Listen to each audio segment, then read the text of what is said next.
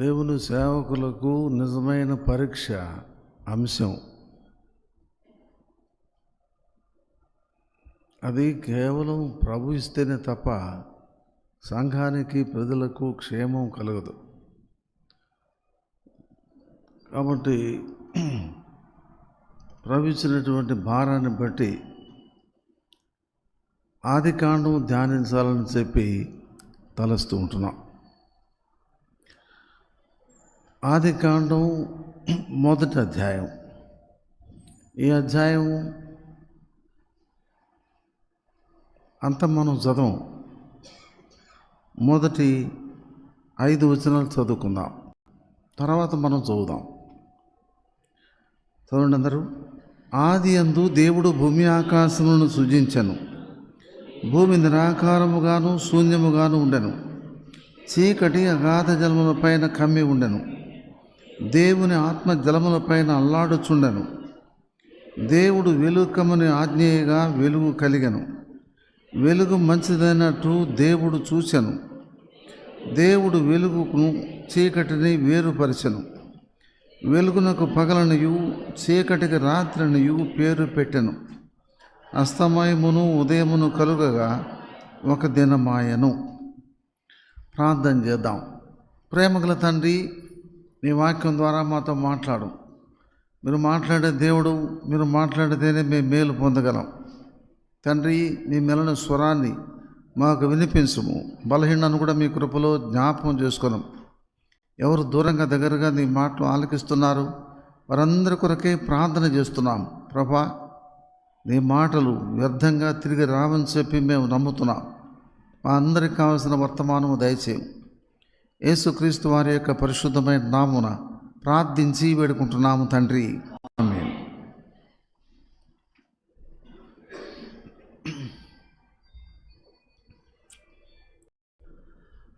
ఆదికాండం 50 అధ్యాయాలు. ఈ 50 అధ్యాయాలు ఎన్ని భాగాలుగా ఉందో మనం తెలుసుకుందాం. ఇప్పుడు 50 అధ్యాయాలని మనం విభజిస్తాం. ఆదికాండం మొదటి 2 అధ్యాయాలు సృష్టిని గురించి రాయబడింది. కొంచెం స్పీడ్గా చెప్తాను, మీరు నిదానంగా అంటే మనకు సమయం కుదరదు. దయచేసి నా కొరకు కొంచెం ఓపిక చేసుకొని కొంచెం నా కొరకు ట్యూన్ కాండి. ఆదికాండం 3 అధ్యాయం 2 వచనం 2 అధ్యాయాలు సృష్టిని గురించి రాయబడింది. 3 అధ్యాయం పాపము యొక్క ప్రవేశం. 4 అధ్యాయం 5 అధ్యాయం హేబేలు హానోకును గురించి రాయబడింది. 6, 7, 8, 9 6, 7, 8, 9 అధ్యాయాలు పాపము, జలప్రళయము, నాశనము, నోవహు వీటిని గురించి రాయబడింది. 10 అధ్యాయం జనాంగములను గురించి రాయబడింది. జలప్రళయం తర్వాత జనాంగములు ఎట్లు విస్తరించెను అని రాయబడింది. 11 అధ్యాయం నుండి 25 అధ్యాయం వరకు అబ్రహాము యొక్క జీవితం ఆరంభం, అబ్రహాము యొక్క ముగింపు 11 నుండి 25 వరకు రాయబడింది. 26, 27 అధ్యాయాలు ఇస్సాకు గురించి రాయబడింది. ఇస్సాకు యొక్క జీవితం, ఇస్సాకు యొక్క కుటుంబం, ఇస్సాకు యొక్క సంతానం, ఇస్సాకు యొక్క బావులు, ఇస్సాకు యొక్క కుటుంబాన్ని గురించి రాయబడింది. 28 అధ్యాయం నుండి ఆదికాండం 35 అధ్యాయం వరకు యాకోబును గురించి రాయబడింది. యాకోబు యొక్క పుట్టుక, యాకోబు యొక్క ప్రయాణం, యాకోబు యొక్క దర్శనం, యాకోబు యొక్క కొలువు చేయటం, యాకోబు యొక్క మందలు, భార్యలు, యాకోబు పొందినటువంటి నష్టాలు, ఇవన్నీ రాయబడ్డాయి. తర్వాత 36 వచనం 36 అధ్యాయం ఏశావు యొక్క సంతానం గురించి రాయబడింది. 37 అధ్యాయము నుండి 50 అధ్యాయం వరకు యోసేపును గురించి రాయబడింది. యోసేపు యొక్క జీవితం ఆరంభం, తన యొక్క శ్రమలు, తన శోధనలు, తన హెచ్చించబడటం, తను ప్రజలను పోషించడం, ఇవన్నీ రాయబడ్డాయి. ఈ 37 అధ్యాయము నుండి 50 అధ్యాయంలో మధ్యలో 38 అధ్యాయం ఉంది. ఈ 38 అధ్యాయం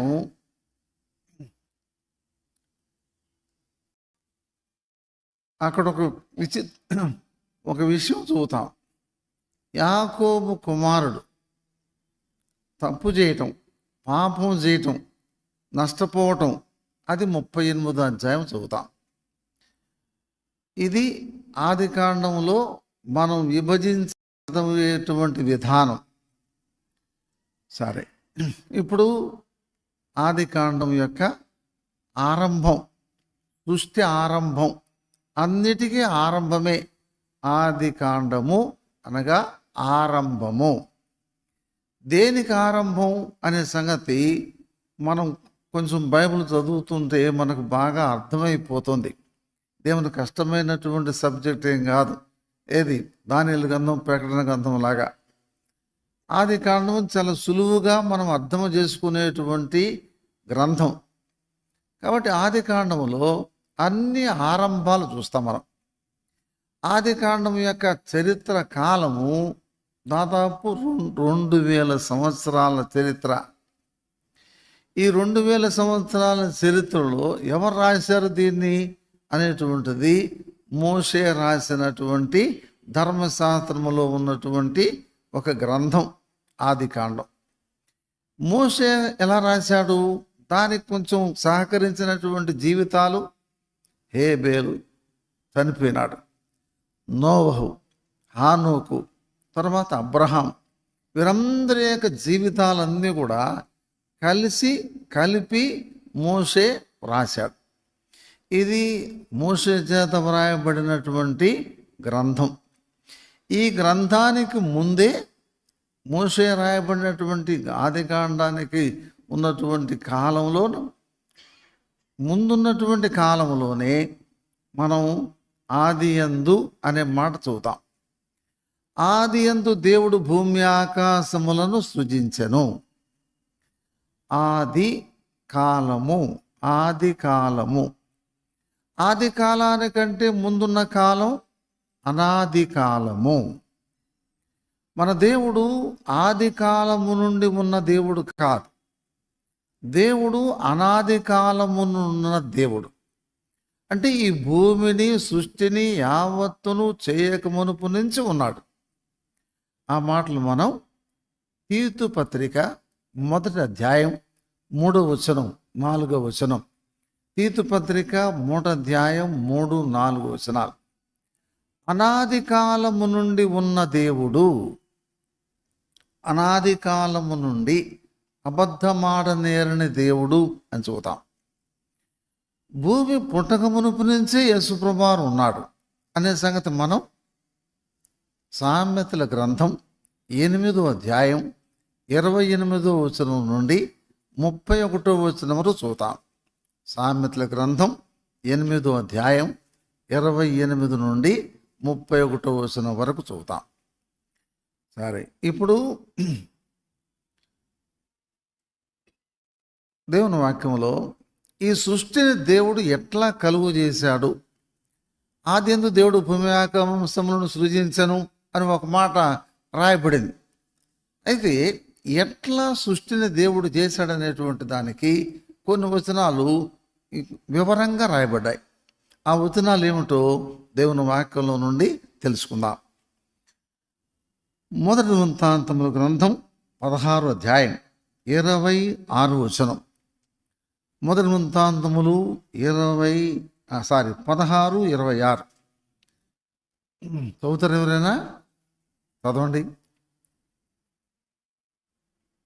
జనముల దేవత దేవతలన్నీ విగ్రహములే. యెహోవా వైశాల్యమును సృజించినవాడు. చాలు. యెహోవా ఆకాశ వైశాల్యమును సృజించినవాడు. ఆకాశ వైశాల్యం అంటే ఆకాశములు ఏమున్నాయి? గగనం శూన్యం అన్నారు. శూన్యములో ఏమున్నాయి? ఉన్నవన్నీ శూన్యములోనే ఉన్నాయి. ఆయన శూన్యములో భూమిని వ్రేలాడదీసెను అని రాయబడింది. ఒక భూగోళమునే కాదు, ఉన్న గోళాలన్నీ నక్షత్ర గోళం, సూర్యగోళం, చంద్రగోళం, భూగోళం ఇవన్నీ కూడా శూన్యములోనే వ్రేలాడుతున్నాయి. శూన్యములో వ్రేలాడదీశాడు దేవుడు. అందుకని ఆయన ఏమన్నారంటే సర్వశక్తి గల దేవుడు అన్నారు. సర్వశక్తి గల దేవుడు. సరే, ఇంకా చూద్దాం భూమిని సృష్టిని ఎట్లా సృష్టించాడనే దానికి కొన్ని వచనాలు చదువుకుందాం. యోబు గ్రంథం 38వ అధ్యాయం 4వ వచనం నుండి 7వ వచనం వరకు. యోబు గ్రంథం 30 చదువు.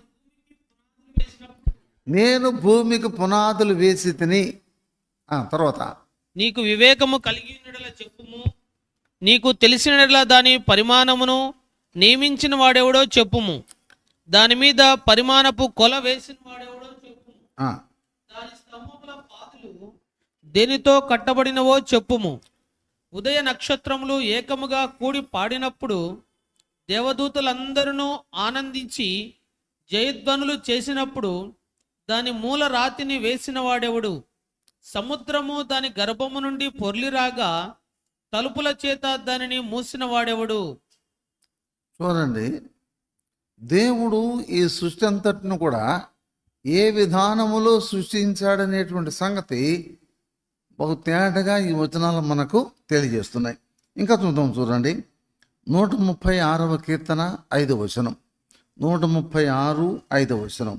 తన జ్ఞానము చేత ఆయన ఆకాశమును కలుగచేసెను. తన జ్ఞానము చేత ఆకాశములను కలుగజేసెను. ఎన్ని ఆకాశాలు ఉన్నాయి? ఈ ఆకాశంలో ఏమున్నాయి? కనుక ఈ ఆకాశములన్నీ కూడా తన జ్ఞానము చేత కలుగజేసెను. తర్వాత ఇంకా చూద్దాం, చూడండి యెషయా గ్రంథం 42వ అధ్యాయం 5వ వచనం. యెషయా గ్రంథం 42:5. ఆకాశములను సృజించి వాటిని విశాలపరిచి, ఆకాశములను సృజించి వాటిని విశాలపరిచి, భూమిని అందులో పుట్టిన సమస్తమును పరిచి, అందులో పుట్టిన సమస్తమును పరిచి, దాని మీద ఉన్న జనులకు ప్రాణమును దానిలో నడుచు వారికి జీవాత్మను ఇచ్చుచున్న దేవుడైన యెహోవా ఇలాగు సెలవిచ్చుచున్నాడు. చాలు.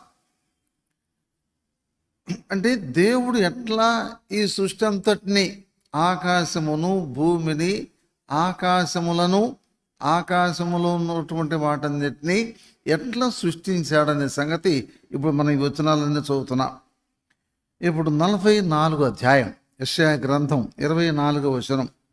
యెషయా గ్రంథం 44:24 చదవండి. గర్భము నుండి నిన్ను నిర్మించిన నీ విమోచకుడకు యెహోవా ఇలాగు సెలవిచ్చుచున్నాడు, యెహోవానగు నేనే సమస్తమును జరిగించువాడను, నేనొక్కడనే ఆకాశమును విశాలపరిచిన వాడను. నేనొక్కడనే ఆకాశమును విశాలపరిచిన వాడను. నేనే భూమిని పరిచిన వాడను. భూమిని పరిచిన వాడను. ఆకాశములను విశాలపరిచిన వాడను, భూమిని పరిచిన వాడను. తర్వాత యోహాను సువార్త 45వ అధ్యాయం 18 చదువుకున్నాం మనం. చదవండి. ఆకాశ మండలము నీతిని కురిపించినట్లు అంతరిక్షమా మహావర్షం వర్షించుము. భూమి నెరలు విడిచి రక్షణ ఫలించినట్లు భూమి నీతిని మొలిపించునుగాక. యెహోవానగు నేను దాన్ని కలుగజేసి ఉన్నాను.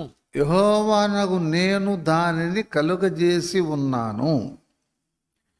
ఆకాశమును ఆకాశ వైశాల్యమును ఆకాశములను భూమిని అందులో ఉన్నటువంటి సమస్తమును విశాలపరిచి భూమి మీద పరిచి సమస్తమును నేను కలుగజేసి తిని అన్నాడు.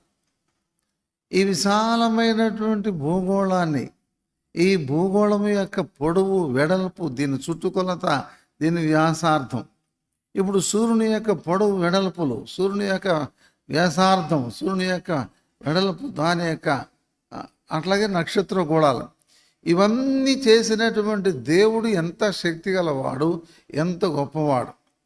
ఇంకా చూద్దాం, చూడండి. అపోస్తుల కార్యం 17వ అధ్యాయం 24వ వచనం. అపోస్తుల కార్యములు 17వ అధ్యాయం 24వ వచనం, 25వ వచనం. జగత్తును అందలి సమస్తమును నిర్మించిన దేవుడు, జగత్తును అందలి సమస్తమును నిర్మించిన దేవుడు తానే ఆకాశమునకును భూమికిని ప్రభువై ఉన్నందున, ఆకాశమునకును భూమికిని తానే ప్రభువై ఉన్నందున హస్తకృతములైన ఆలయములలో నివసింపడు. ఆయన అందరికిని జీవమును ఊపిరిని సమస్తమును దయచేయవాడు. జీవమును ఊపిరిని సమస్తమును దయచేయవాడు.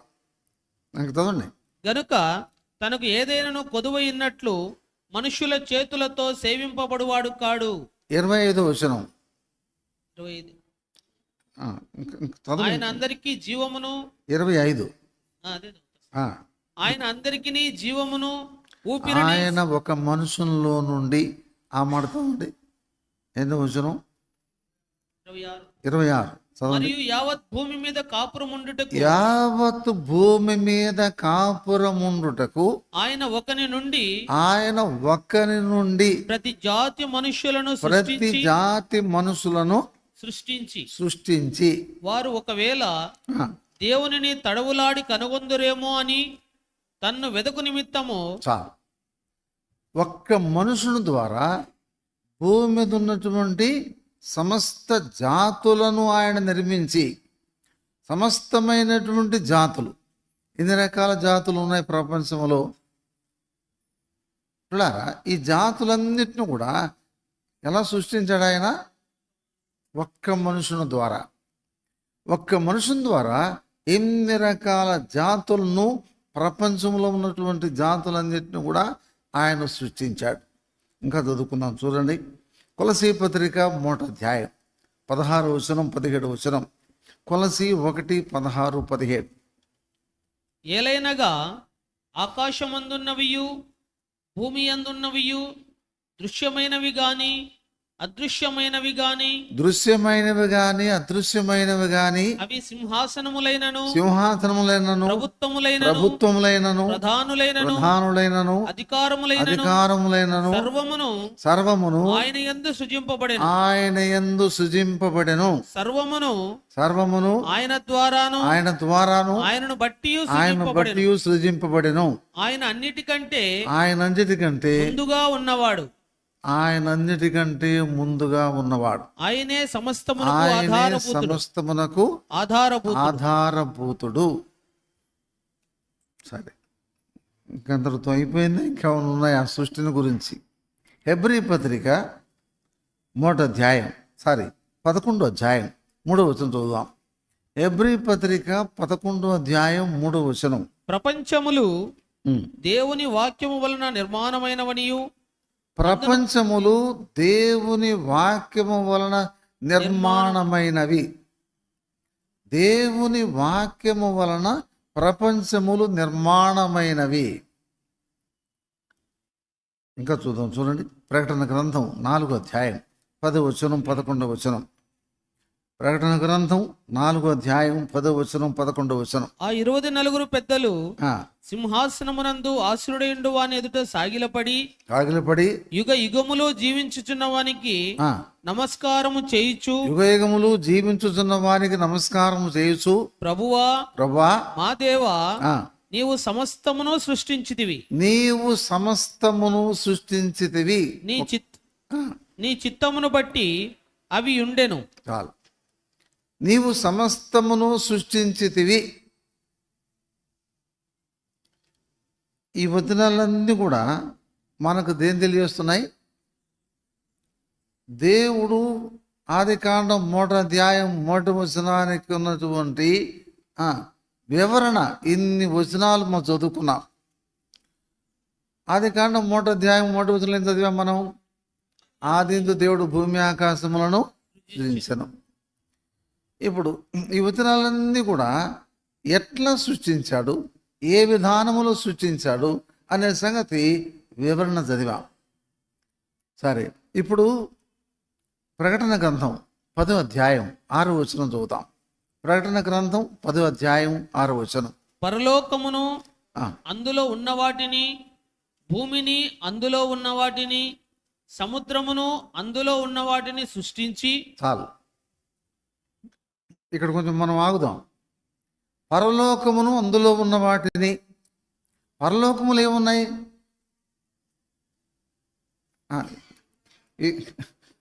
పరలోకములు ఏమున్నాయా అని, పరలోకములో ఉన్నవి, తర్వాత పరలోకముందున్నవి, అందులో ఉన్న వాటి, భూమిని అందులో ఉన్న వాటిని.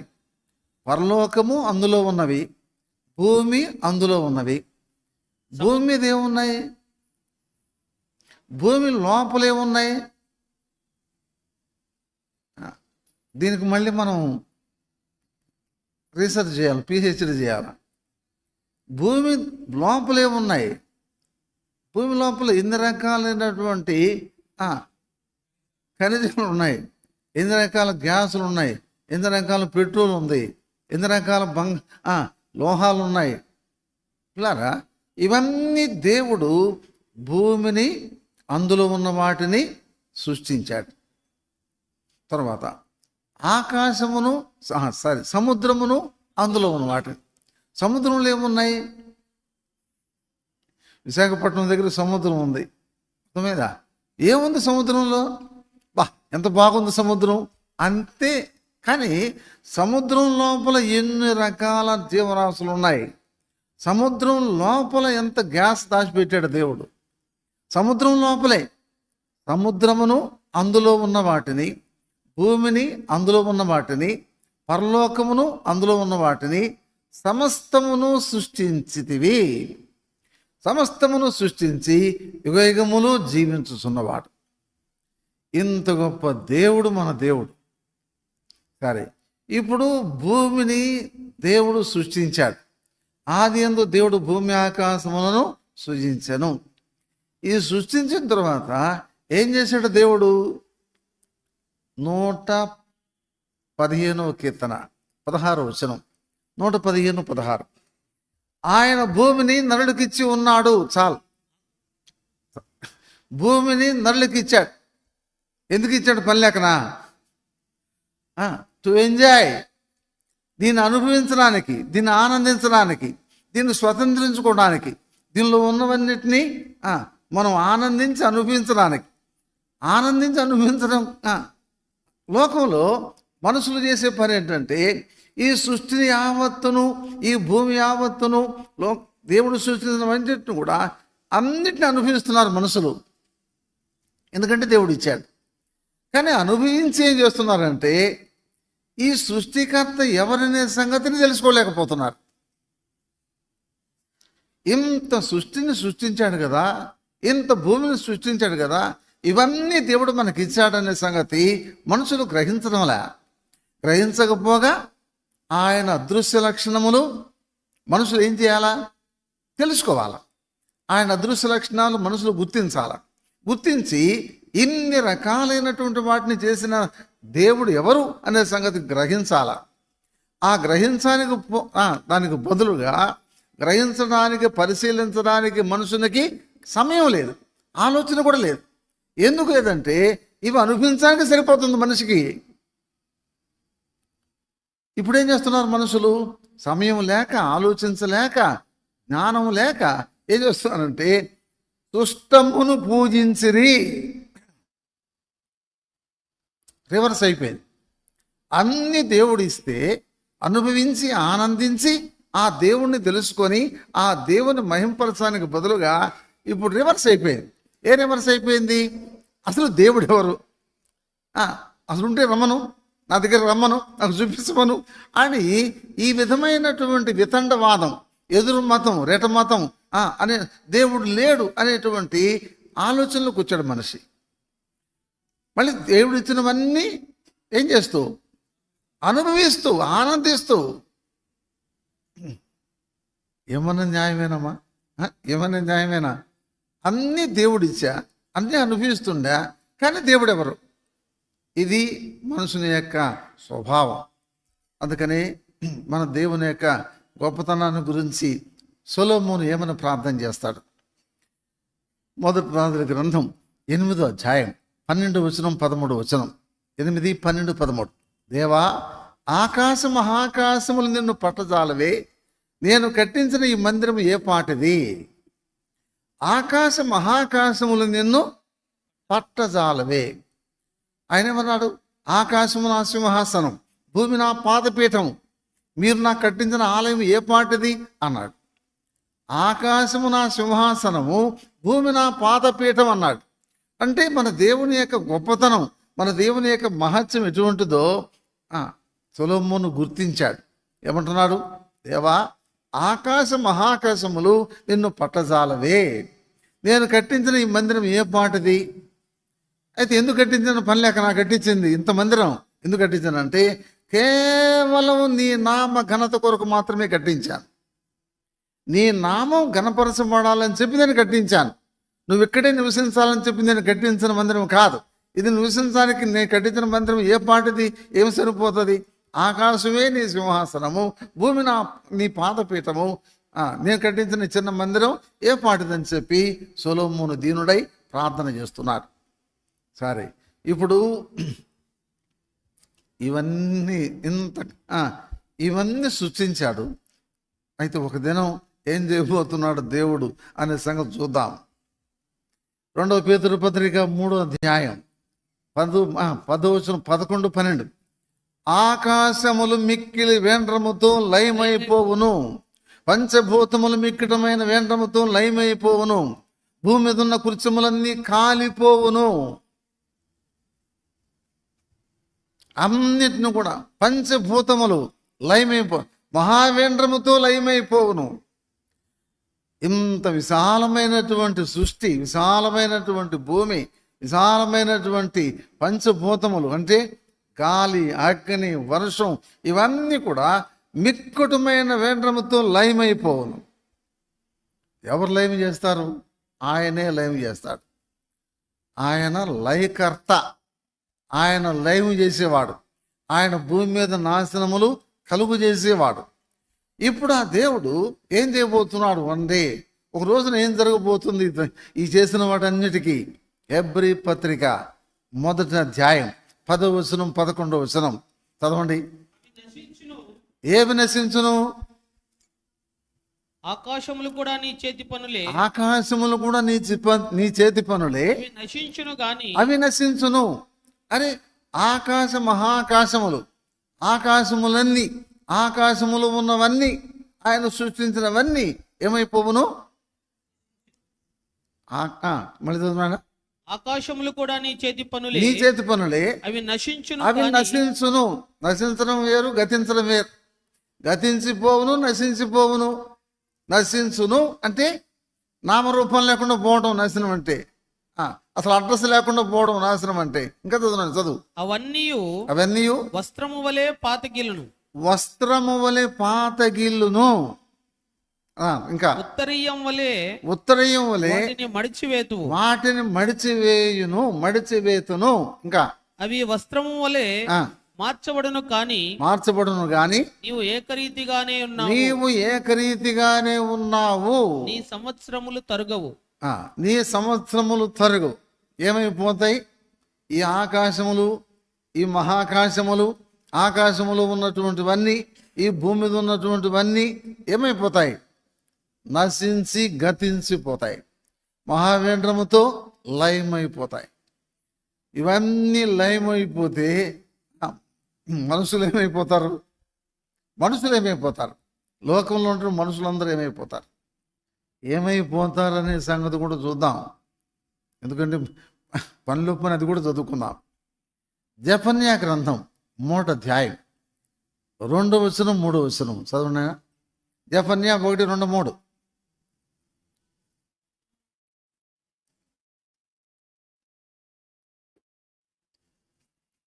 ఇది ఇది కొంచెం మధ్యలో ఉంటుంది కాబట్టి మనుషులనేమి పశువులనేమి నేను ఊడ్చివేసేదను. ఆకాశ పక్షులనేమి మనుషులనేమి, మళ్ళీ చదువునా, మనుషులనేమి పశువులనేమి నేను ఊడ్చివేసేదను. ఆకాశ పక్షులనేమి సముద్ర మత్స్యములనేమి దుర్జనులనేమి వారు చేసిన అపవాదములనేమి నేను ఊడ్చివేసేదను. భూమి మీద ఎవరునూ లేకుండా మనుష్య జాతిని నిర్మూలము చేసేదను. బాగుంది కదా మీ వచనం, ఏనాయనా బాగుంది కదా. భూమి మీద ఎవ్వరునూ లేకుండా మనుష్య జాతిని నిర్మూలము చేసేదను. చేయడానికి టైం తీసుకున్నాడు దేవుడు. నాశనం చేయడానికి, నిర్మూలన చేయడానికి ఎక్కువ టైమా, నిర్మూలన చేయడానికి ఎక్కువ టైమా? చేయటానికి 1 వారం రోజులు తీసుకున్నాడు దేవుడు. అయితే నాశనం చేయడానికి ఎంత టైం తీసుకుంటాడో చూద్దాం. జెఫన్యా గ్రంథం 3వ అధ్యాయం 18వ వచనం. జెఫన్యా గ్రంథం 3వ అధ్యాయం 18వ వచనం. యెహోవా ఉగ్రత దినమున తమ వెండి బంగారములు తప్పింపలేకపోవును. రోషాగ్ని చేత భూమి అంతయు దహింపబడును. దేవుని యొక్క రోషాగ్ని చేత భూమి అంతయు దహింపబడును. హఠాత్తుగా ఆయన భూనివాసులందరినీ సర్వనాశనము చేయును. హఠాత్తుగా సర్వనాశనం చేస్తాడు దేవుడు. ఇందాకేం చదివాం? మనుష్య జాతిని నేను నిర్మూలన చేసేదను. ఇక్కడేం చదివాం మనం? హఠాత్తుగా సర్వనాశనము చేయును అన్నాడు. హఠాత్తుగా సర్వనాశనం అంటే ప్రపంచంలో ఉన్నటువంటి ఈ న్యూక్లియర్ వెపన్స్ అన్ని ఏమైపోవాలా అని దేశాలన్నీ దాచిపెట్టినటువంటి 100,000 టన్నుల ఈ నైట్రోజన్ హైడ్రోజన్ ఈ బాంబులన్నీ దాచిపెట్టున్నాయి. ఇవన్నీ కూడా one day it will open. ఇవన్నీ కూడా దేవుడు ఉపయోగిస్తాడు. వీటన్నిటిని ఉపయోగించినప్పుడు ఏమైపోతాయి? నిర్మూలన చేయబడతాయి, సర్వనాశనం చేయబడతాయి. మరి సర్వనాశనం చేసిన తర్వాత భూమి మీద సర్వనాశనం చేయబడిన తర్వాత భూమి ఏమైపోద్ది? అంతా అయిపోతుంది. ఏం చేస్తాడు దేవుడు చూద్దాం. నాశనం చేసిన తర్వాత యెషయా గ్రంథం 14వ అధ్యాయం 23వ వచనం. యెషయా గ్రంథం 14:23. నాశనమును చీపురు కట్టతో నేను ఏమీ లేకుండా సమస్తమును ఊడ్చివేయుదును. ఏ చీపురు కట్ట? నాశనమును చీపురు కట్టతో ఏమీ లేకుండా నేను భూమి మీద ఉన్న సమస్తమును ఊడ్చివేయుదును. మొత్తాన్ని ఊడి చేస్తాడు. యెషయా గ్రంథం 14:23. భూమి మీద ఏమీ లేకుండా ఆయన నిర్మూలన చేస్తాడు, హఠాత్తుగా సర్వనాశనం చేస్తాడు. తర్వాత 3వది చీపురు కట్టతో. ఏ చీపురు కట్ట? నాశనమును చీపురు కట్టతో ఆయన భూమిని ఊడ్చివేస్తాడు. మరి ఊడిసే పని కూడా ఆయన పెట్టుకున్నాడంటే ఇక ఏమి సామాన్యమా? ఇన్ని చేసినటువంటి దేవుడు ఊడవటం అంటే ఊడ్చేదెందుకు అమ్మా? నాయన ఊడ్చేదెందుకు? అబ్బా సూపర్ చెప్పినారు. ఎందుకు శుభ్రం చేసేది? ఎందుకు శుభ్రం చేసేదంటే అగైన్ దేవుడు మళ్ళా నివసించాలా భూమి మీద. ఆయన బిడ్డలు నివసించాలా. ఎంతకాలం నివసించాలా? నిత్యము నివసించాలి భూమి మీద. అందుకని ఇప్పుడున్నటువంటి భూమిని ఇంతవరకు మనం సృష్టించి చదువుకున్నటువంటి వచనాలన్నీ కూడా ఇప్పుడు ఏం చేయబడతాయి అంటే ఇవన్నీ నిర్మూలన చేయబడి నాశనం చేయబడి ఊడిచివేయబడి శుభ్రం చేయబడతాయి. ఇప్పుడు శుభ్రం చేయబడిన తర్వాత ఇప్పుడేమవుతుంది? ప్రకటన గ్రంథం 21వ అధ్యాయం 3 వచనాలు, 21 3 వచనాలు. ఇదిగో కొత్త ఆకాశమును కొత్త భూమిని చూచితిని, మొదటి ఆకాశం మొదటి భూమి గతించిపోయాను, సముద్రం ఇకను లేదు. మరియు నూతనమైన యెరూషలేము అను పరిశుద్ధ పట్టణము తన భర్త కొరకు అలంకరింపబడిన పెళ్లి కుమార్తె వలె సిద్ధపడి పరలోకమందున దేవుని ఎదురు నుండి దిగివచ్చుట చూచితిని. ఎక్కడ దిగి వచ్చింది? భూమి మీద దిగి వచ్చింది. భూమి నూతనపరచబడింది. నూతనమైన భూమి, నూతనమైన ఆకాశమును నేను చూచితిని. ఇప్పుడు నూతనమైనటువంటి భూమి, నూతనమైనటువంటి ఆకాశము చూసినప్పుడు ఈ నూతనమైన భూమి మీద, నూతనమైన ఆకాశంలో ఉండేది ఎవరు? నూతనమైన భూమి, నూతనమైనటువంటి సృష్టి, నూతనమైనటువంటి భూమి మీద నివసించేది ఎవరు అనే సంగతి ఇప్పుడు చూద్దాం. ఇదిగో దేవుని నివాసం మనుషులతో కూడా ఉన్నది, ఆయన వారి దేవుడైన వారితో కూడా కాపురం ఉండును, ఆయన వారైన ప్రజలై ఉందరు. ఈ భూమి మీద నివసించబోయేటువంటి వాళ్ళు ఎవరంటే నీతిమంతులు. కీర్తన 37:29, 37వ కీర్తన 29 వచనం. నీతిమంతులు భూమిని స్వతంత్రించుకొందరు, వారు నిత్యము దానిలో నివసించెదరు. నీతిమంతులు భూమి మీద నిత్యము నివసించెదరు. కీర్తన 37:29.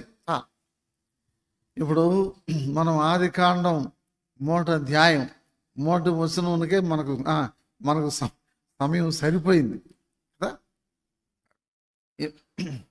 ఇప్పుడు ఎంతసేపు మనం ఏమి ధ్యానం చేసామంటే, ఈ సృష్టి ఎట్లా దేవుడు సృష్టించాడు, ఈ సృష్టి ఎట్లా పరిపాలించబడుతుంది, ఈ సృష్టి ఎట్లా నిర్మూలన చేయబడుతుంది, ఈ సృష్టి ఎట్లా నాశనం చేయబడి నిర్మూలన చేయబడి ఇది పూర్తిగా ఊడిచేయబడుతుంది అనే సంగతి చూసాం.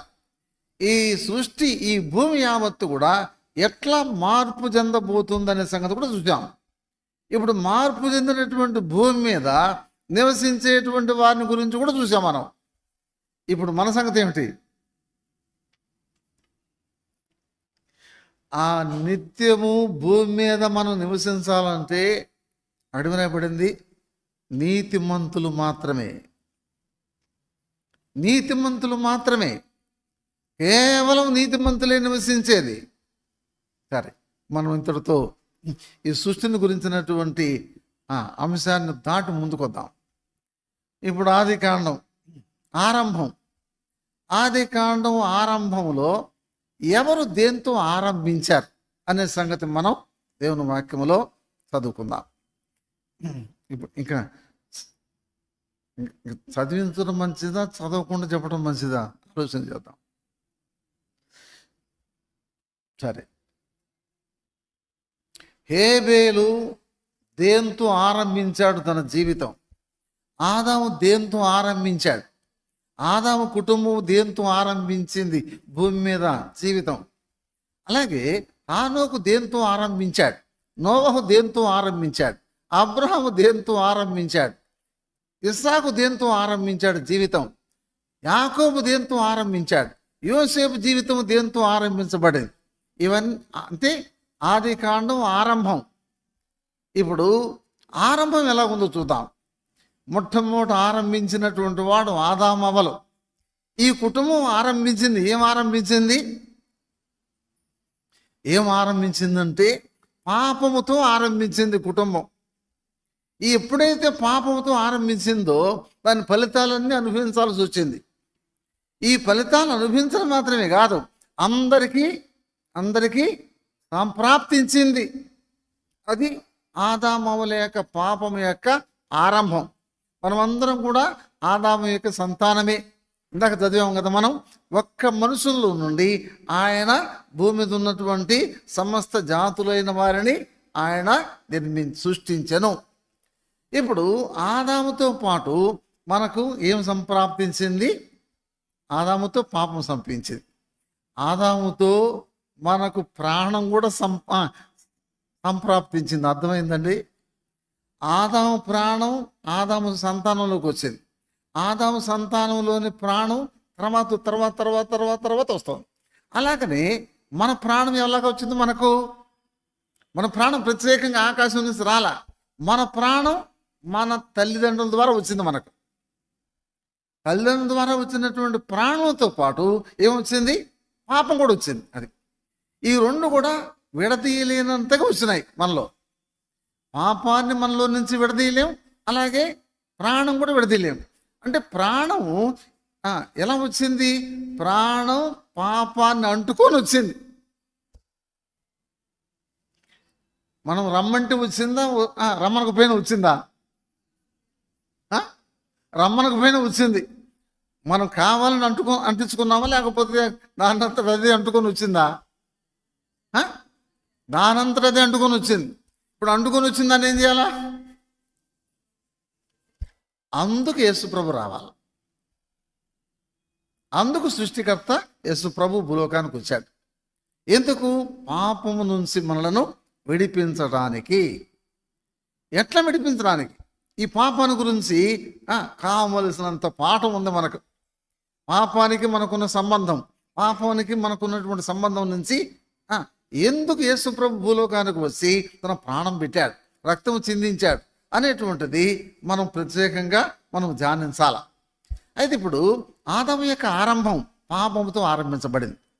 ఆరంభించబడిన దాని ఫలితమే అందరూ అనుభవిస్తున్నారు. కయ్యేను హేబేలు పొలంలోకి పోయినారు. పొలంలోకి పోయిన తర్వాత పని చేస్తున్నారు. పని చేస్తుంటే అన్నీ గుచ్చుకుంటున్నాయి.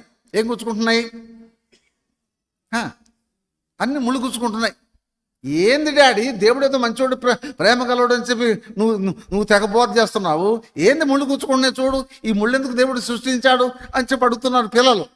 అడిగితే ఏం చెప్తాడు ఆదాము? ఆయన గాడ్ ఈజ్ సో గుడ్, దేవుడు చాలా ఉత్తముడు, కానీ వీఆర్ ద పీపుల్. ఈ శాపానికి, ఈ ముళ్ళు రావడానికి కారణం ఏంటంటే మేమే. ఏం చేశారు మీరు?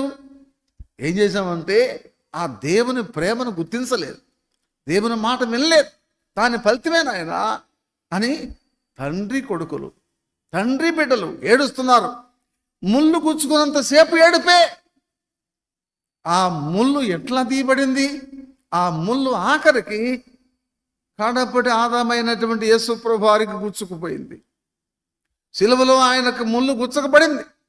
ఆ ముళ్ళు గుచ్చుకొని, ఒక ముళ్ళు కాదు, చేతికి ముళ్ళు, ఈ చేతికి ముళ్ళు, శిరస్సు పైన ముళ్ళు, ప్రక్కలో ముళ్ళు, పాదములో ముళ్ళు, ఇన్ని రకాల ముళ్ళు గుచ్చుకోవలసి వచ్చింది యేసుప్రభు వారు. కారణం ఏంటంటే ఆ శాపాన్ని, ఆ బాధను, ఆ ముళ్ళను విరిచివేయటానికి. ఈ ముల్లే పాపము, ఈ ముల్లే మరణం. పాప ముళ్ళు, మరణపు ముళ్ళు విరవటానికి యేసుప్రభు వారు భూలోకానికి వచ్చాడు. మరి ఇప్పుడు ఆదాము యొక్క ఆరంభం చూసాం మనం. ఇప్పుడు హేబేలు యొక్క ఆరంభం దేంతో ఆరంభించబడింది? బలి ఆరాధనతో ఆరంభించబడింది. హేబేలు యొక్క జీవితం, హేబేలు యొక్క విశ్వాస జీవితం ఆరంభం దేంతో అంటే విశ్వాసముతో దేవునికి బలి అర్పించాడు. దీనివల్ల ఏం కలిగింది ఫలితం? యథార్థంగా నీతిగా జీవించాడు. నా ప్రపంచంలో మొట్టమొదటి ఆరాధకుడు ఎవరంటే హేబేలు. మొట్టమొదట చంపబడిన వాడు ఎవరంటే హేబేలు. మొట్టమొదటిన హతసాక్షి ఎవరంటే హేబేలు. కారణం ఏంటంటే కేవలం ఆరాధించిన కారణం చేతనే. కాబట్టి నిజమైనటువంటి ఆరాధికులు శ్రమ అనుభవించవలసిందే, ఆరాధించే వాళ్ళు బాధలు అనుభవించవలసిందే. హేబేలు వలె మరణం అనుభవించవలసిందే, హతసాక్షులు కావలసిందే. హేబేలు ఆరంభం అయిపోయింది. ఇప్పుడు హానోకు ఆరంభం. హేబేలు ఆదామముల ఆరంభం ఆదికాండం 3వ అధ్యాయం. హేబేలు యొక్క ఆరంభం ఆదికాండం 4వ అధ్యాయం. హాను యొక్క ఆరంభం ఆదికాండం 5వ అధ్యాయం. ఇప్పుడు హానోకు ఎట్లా ఆరంభించాడు తన జీవితాన్ని? దేవునితో నడుచుట. హానోకు దేవునితో కూడా నడిచాను. ఎన్ని సంవత్సరాలు? 3 ఏళ్ళు నో, 30 ఏళ్ళు నో, 300 years. ఎలా నడిచాడు? అదొక పాఠం. ఇంకా అంత కొంచెం లోపలికి వెళ్ళామంటే టైం అయిపోతుంది కదా. సరే, దేవునితో నడవటం ఆరంభించిన వాడు కాను. ఈ నడవటం ఆరంభించిన కాను యొక్క ఫలితమే మరణం చూడకుండా కొనుక్కోబడ్డాడు. ఇప్పుడు నోవహు దేంతో ఆరంభించాడు? జలప్రళయంతో ఆరంభించాడు. ఎట్లా ఆరంభించాడు? తనొక్కడి నీతిగా జీవించాడు. నీతిమంతుడై ఉండెను, నిందారహితుడై ఉండెను. ఇది ఆరంభం. ఇప్పుడు అబ్రహాం యొక్క ఆరంభం, ఇది నోవహు యొక్క ఆరంభం. ఆదికాండం 6వ అధ్యాయం 9వ వచనం. హానోకు యొక్క ఆరంభం ఆదికాండం 5వ అధ్యాయం 21, 24. హేబేలు యొక్క ఆరంభం ఆదికాండం 4:4-5. ఇప్పుడు ఆదాము యొక్క ఆరంభం ఆదికాండం 3వ అధ్యాయం 20, 21 అయిపోయింది. ఇప్పుడు అబ్రహాం యొక్క ఆరంభం ఆదికాండం 12:7, ఆదికాండం 12:8. బలిపీఠముతో అబ్రహాం యొక్క జీవితం ఆరంభించబడింది. ఇప్పుడు ఇస్సాకు యొక్క ఆరంభం ఆదికాండం 26వ అధ్యాయం 18వ వచనం, 20వ వచనం, 21వ వచనం. విశ్వాసము బావులు, విశ్వాసము సమాధానం. తర్వాత యాకోబు యొక్క ఆరంభం దేవుని మందిర దర్శనం ఆదికాండం 28వ అధ్యాయం 12వ వచనం, 13వ వచనం. మందిర దర్శనం. యోసేపు యొక్క ఆరంభం పవిత్రమైన జీవితంతో ఆరంభించాడు. దేవుని భయముతో ఆరంభించబడిన జీవితం. సరే, ఇది ఆదికాండం 37వ అధ్యాయం 3వ వచనం, 4వ వచనం. తన సహోదరుల యొక్క చెడుదలను గురించి తండ్రి ఎదుగు తెచ్చుచుండు వాడు అయిపోయింది. అంటే తన ఆరంభం ఎలాగుందంటే చెడుతనాన్ని ద్వేషించడంతో ఆరంభించబడిన జీవితం. సరే, ఇప్పుడు ఆదికాండంలో ఎవరు ఎట్లా ఆరంభించారు జీవితం అనే సంగతి మనం చూసాం. సరే, మనం భూలోకానికి వచ్చాం. రాయలసీమ కానీ, సర్కారు కానీ, తెలంగాణ కానీ, మనం ఎట్లా ఆరంభించాం మన జీవితం, మనం ఎట్లా కొనసాగిస్తున్నాం అనేది ఒకసారి మన గురించి మనం ప్రశ్నించుకుందాం. నా జీవితం, నా ఆత్మీయ జీవితము ఏ విధానములో ఆరంభించబడి కొనసాగుతున్నది, నా విశ్వాస జీవితము ఏ విధంగా రేపు ముగించబడుతుంది అనే సంగతి కూడా మనం ఆలోచన చేయాలి. ఎట్లా ఆరంభించాం మన విశ్వాస జీవితాన్ని, ఏ వ్యక్తి యొక్క అనుభవంతో మనం ఆరంభించాం? హేబేలు వలె ఆరంభించామా? నోవహు వలె ఆరంభించామా? హానోకు వలె ఆరంభించామా? అబ్రహాము వలె ఆరంభించామా? లేక ఇస్సాకు వలె ఆరంభించామా? లేక యాకోబు వలె ఆరంభించామా? లేక యోసేపు వలె ఆరంభించామా? మొత్తానికి మనకు ఆరంభం అనేటువంటిది ఉండి తీరాల. మనం ఆరంభించాలి. ఆరంభించిన తర్వాత వీ హ్యావ్ టు కంటిన్యూ, కొనసాగించాలి. కొనసాగించిన తర్వాత వీ హ్యావ్ టు ముగించాలి. కాబట్టి మన విశ్వాస జీవితం ఎట్లా ఆరంభించాం అనేటువంటిది మనం పరిశీలించుకుందాం. సరే, ఇప్పుడు ఆదికాండం 3వ అధ్యాయం. ఆదికాండంలో 1వ అధ్యాయంలో సృష్టి, 7 దినముల సృష్టి. మనం ఇదంతా సండే స్కూల్ పాఠం. ఇంకా సండే స్కూల్ టీచర్లకి ఇంక చెప్పాల్సిన అవసరం లే, మనందరం బోధకులం కాబట్టి సృష్టిని గురించిన 7 దినాల సృష్టి. మొదటి దినం చీకటిని, వెలుగును చీకటిని వేరుపరచడం. 2వ దినం కింద జలం పై జలం వేరుపరచడం. 3వ దినం ఆరిన నేల, భూమి, వృక్షములు. 4వ దినం సూర్య చంద్ర నక్షత్రములు. 5వ దినం పక్షులు, జలచరములు. 6వ దినం జంతువులు, మానవులు. 7వ దినం విశ్రాంతి. అయిపోయింది. మళ్ళీ చెప్తాను. మొదటి వచనం నుండి 3-5 వచనాలు, 3 నుంచి 5 వచనాలు ఏమిటిది? వెలుగు చీకటిని వేరుపరచుట. 2వది 6 నుంచి 8 వచనాలు, కింద జలం పై జలం వేరుపరచుట. 3వది ఆరిన నేల, వృక్షములు, 9 నుంచి 13 వచనాలు. 4వది సూర్యచంద్ర నక్షత్రములు, 14 నుండి 19 వచనాలు. 5వది పక్షులు, జలచరములు, 20 నుండి 23 వచనాలు. 6వది మనుషుని, జంతువులను కలుగు చేయటం, 24 నుండి 31 వచనం వరకు. ఇప్పుడు విశ్రాంతి 2వ అధ్యాయం మొదటి 3 వచనాలు.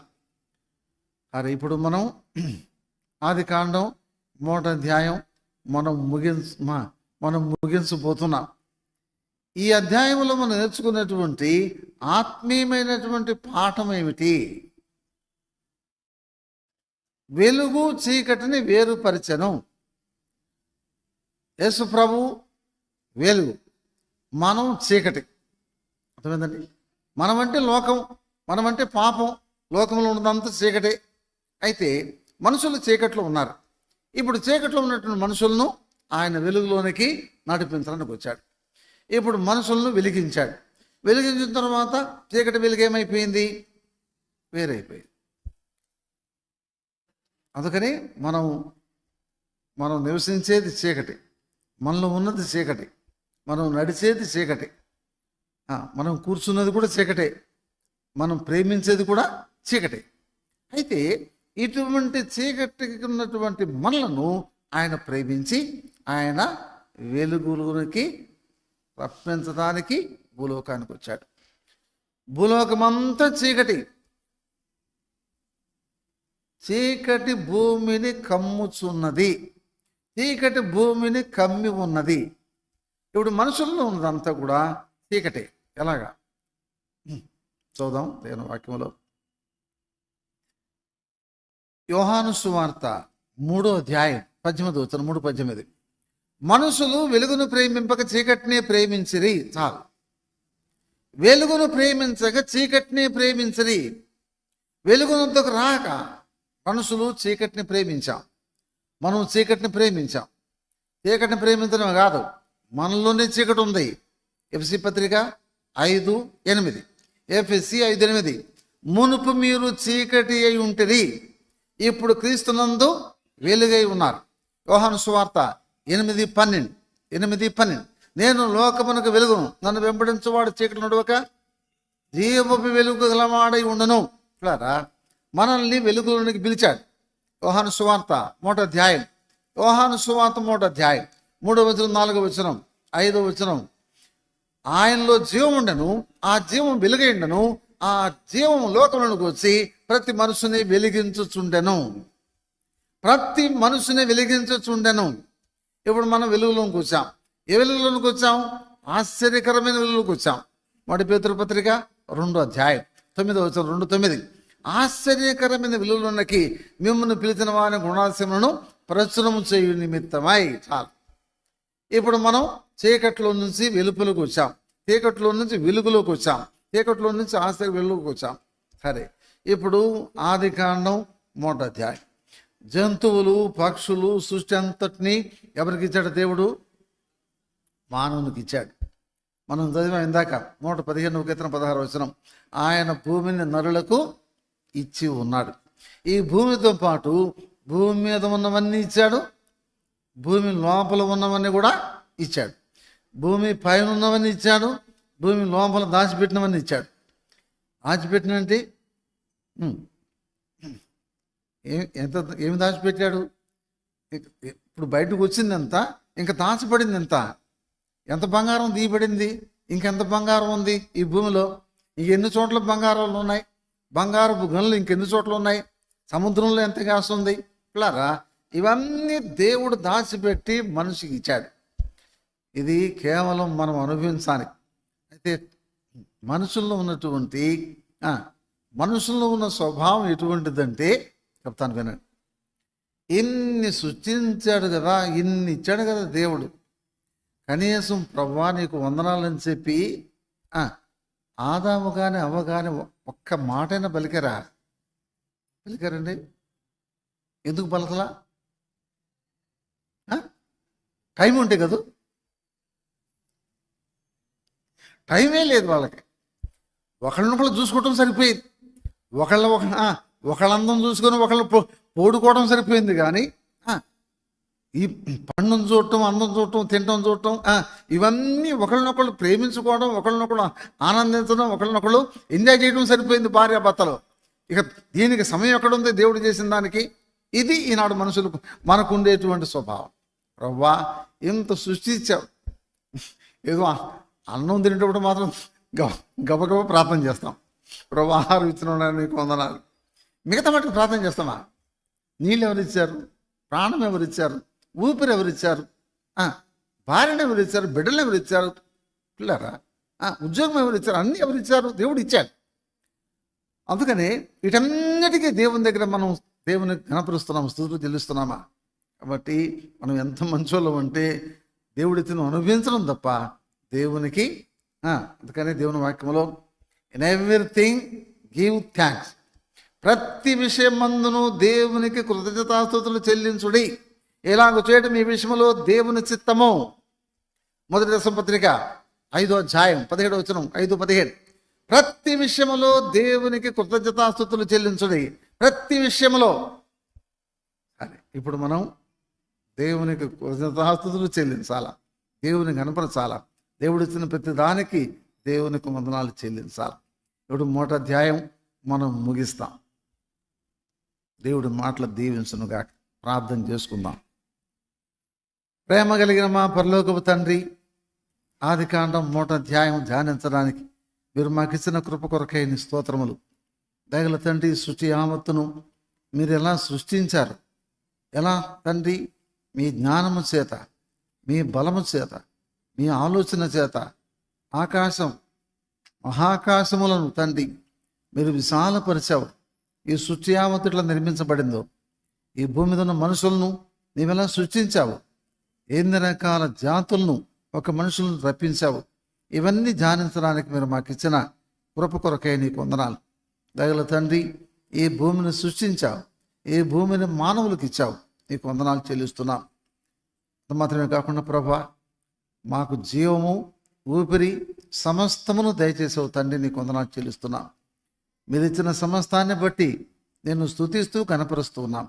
దయగల మా ప్రభా, మా జీవితం లోకములో మేము ఎలా ఆరంభించాలను, మా ముందున్నటువంటి మా పితరులైనటువంటి వారి యొక్క జీవిత ఆరంభాన్ని గురించి మాకు తెలియపరచు, నీకు వందనాలు. మేము తండ్రి హేబెలు వలె ఆరాధనతో, హానోకు వలె మీతో నడుచుటతో, నోవహు వలె నిందారహితమైనటువంటి జీవితం కలిగి తండ్రి మేము జీవించడానికి సహాయపడు. అదే రీతిగా ప్రభా, అబ్రహాం వలె బలిపీఠముతో మా జీవితాన్ని ఆరంభించడానికి, అదే రీతిగా ఇస్సాకు వలె తండ్రి సమాధానంతో తండ్రి మేము లోకంలో మా జీవితాన్ని కొనసాగించడానికి, యాకోబు వలె మందిర దర్శనం కలిగి ముందుకు సాగటానికి, యోసేపు వలె ప్రభా చెడుతనమును అసహించుకొని నీ కొరకు సాక్షులుగా జీవించడానికి కృప దయచేయి. వచ్చిన వారందరి కొరకై నీకు వందనాలు. దూరంగా దగ్గరగా విన్న వారందరి కొరకై ప్రార్థన చేస్తున్నాం. ప్రభా సహాయపడు. యేసుక్రీస్తు వారి యొక్క పరిశుద్ధమైన నామున ప్రార్థించి వేడుకుంటున్నాము తండ్రి. ప్రకటనలు విందాం.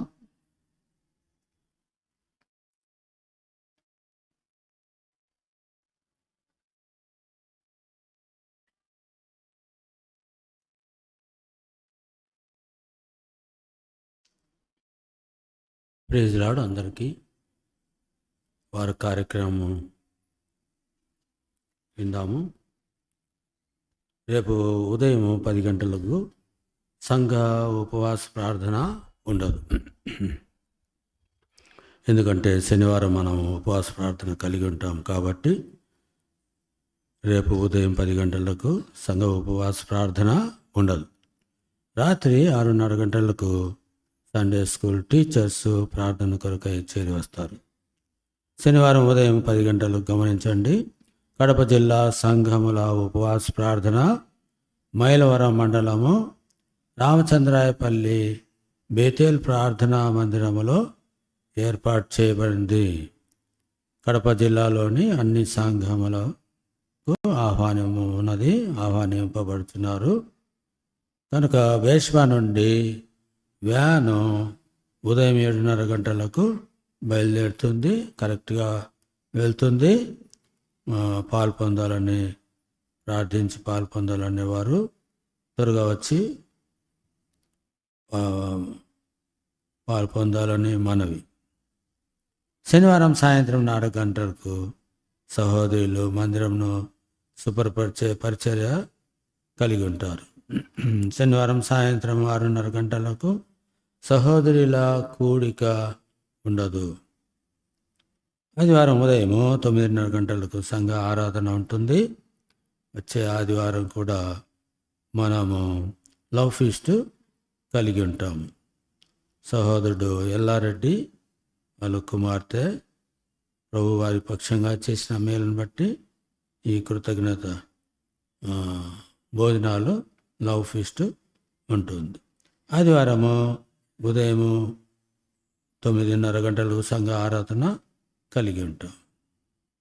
ప్రార్థించవలసిన అంశాలు: సండే స్కూల్ విద్యార్థులకు ఈ దినము సంవత్సరాంత ఈ పరీక్షలు ముగించబడింది.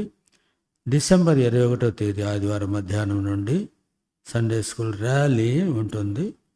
ప్రార్థించి పాల్పొందాలని మనవి. దేవుని చిత్తమైతే డిసెంబర్ మాసంలో ప్రతిదినము వేకువజామున విశ్వాసుల గృహమును ఆధారం చేసుకొని అరగంట పాటు సువార్త ప్రకటించబడే పరిచర్య కలిగి ఉంటాము. చివరి 4 దినములు 27వ తేదీ శనివారం వరకు అన్ని ఎవరెవరి ఇంటి దగ్గర అనేది ఏర్పాటు చేయబడింది. 28, 29, 30, 31 అది సోమ, మంగళ, బుధవారం ఈ 4 రోజులు ఉన్నాయి. ఎవరింటి దగ్గర కావాలనో మీరు వెంటనే పేర్లు ఇస్తే వాళ్ళ ఇంటి దగ్గర ఏర్పాటు చేయబడుతుంది. అది తర్వాత